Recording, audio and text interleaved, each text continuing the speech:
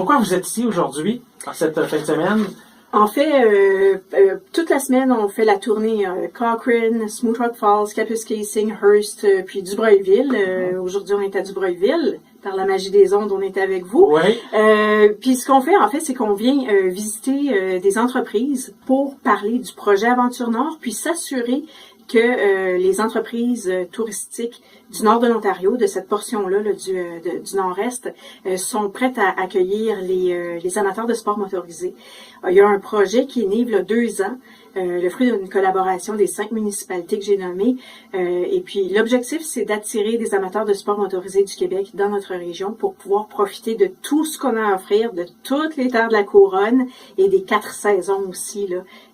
Alors voilà, il y a un travail qui a été fait. Il y a 2 ans, on avait rencontré pas mal d'amateurs de motoneige puis de quad de la région pour voir un peu là, où est-ce qu'on pouvait où on pouvait orienter ou diriger les amateurs de sport motorisé. Alors là, on est vraiment rendu dans la phase de préparer les entreprises. Là, pour, et là, on parle de sport motorisé, mais c'est surtout le sport hors piste, là, si je ne me trompe pas. Là. Oui, c'est hors piste pour les motoneiges. Et puis c'est des adventures, les motocyclettes adventure, les grands motocyclettes comme BMW, KTM, Husqvarna. Et puis les 4x4. Alors les 4x4, on veut qu'ils prennent les chemins du forêt pour la plupart. Pour la neige folle, il y a des sentiers ici qui sont extrêmement bons. On le sache que tout le monde entier adore venir ici pour faire la motoneige. On veut qu'il fasse hors piste dans la neige folle parce que on sait que ici c'est fait par les locaux, mais les touristes ne sachent pas où va aller. Alors il y a des choses qu'on doit faire pour être certain que c'est légal, c'est légal. C'est légal et en sécurité, j'imagine. C'est très important. Oui. Alors, on dit pas aller nulle part, pas sur les rivières, pas où il y a de l'eau, mais où il y a des chemins ouvertes, où il peut jouer sans frapper des roches, sans frapper des arbres, des choses comme ça.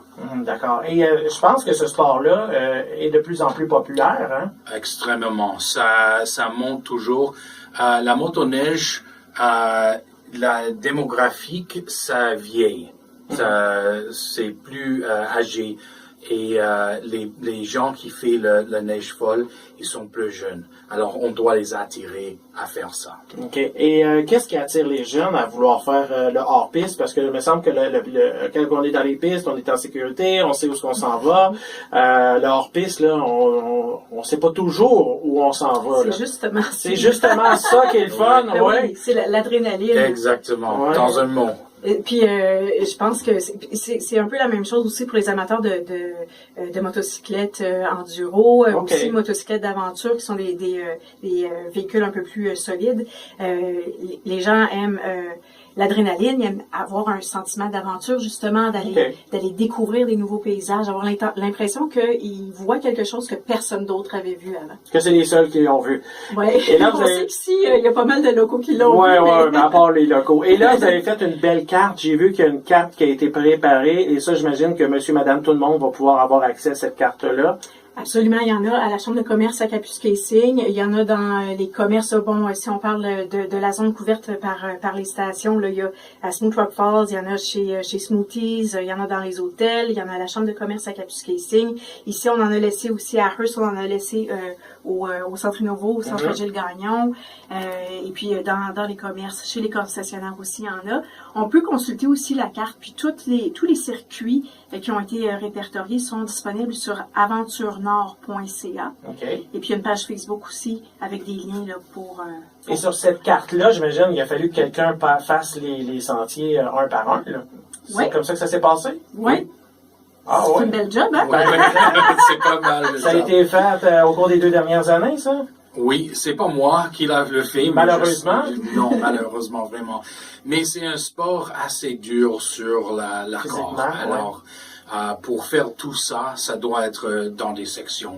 Il y avait beaucoup de différentes personnes qui ont contribué, des locaux, des régions ici, des guides. Nous avons attrait Eric Menard du Salon de moto qui est sur RDS à Le Québec. show de moto, oui. Il est venu ici pour faire des trajets et il a fait 2 émissions de son 2 épisodes de son émission.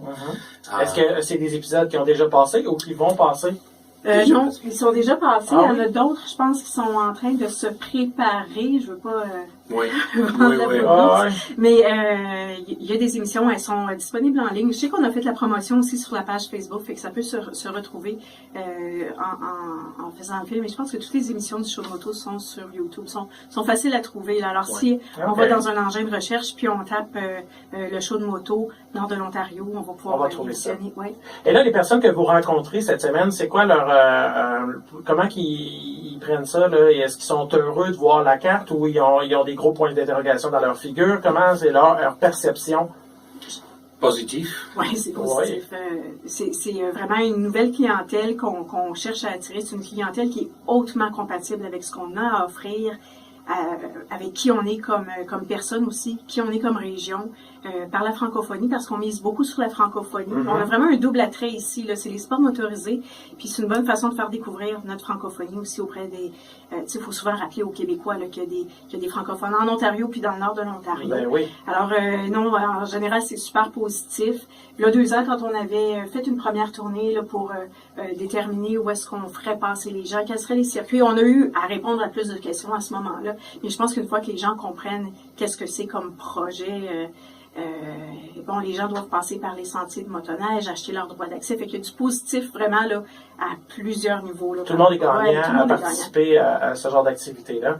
La personne type qui va se déplacer, qui va venir ici, elle ressemble à quoi? Ça va dépendre des Oui, pour les motocyclettes d'aventure, c'est 49 ans. C'est des gens, c'est pas des gens, c'est des hommes. Ouais, je m'excuse. Okay, Pour une année, ils gagnent 150 000 $. Ils dépensent à peu près 4 000 $ par année sur faire des voyages à motocyclette. Okay. Là, on parle l'été, hein, motocyclette. Oui, l'été, oui, parce que c'est aussi bon l'été que l'hiver, votre carte. Oui, sur les deux. Pour les 4x4, c'est un peu plus bas pour l'argent. C'est 95 000 à la maison chaque année.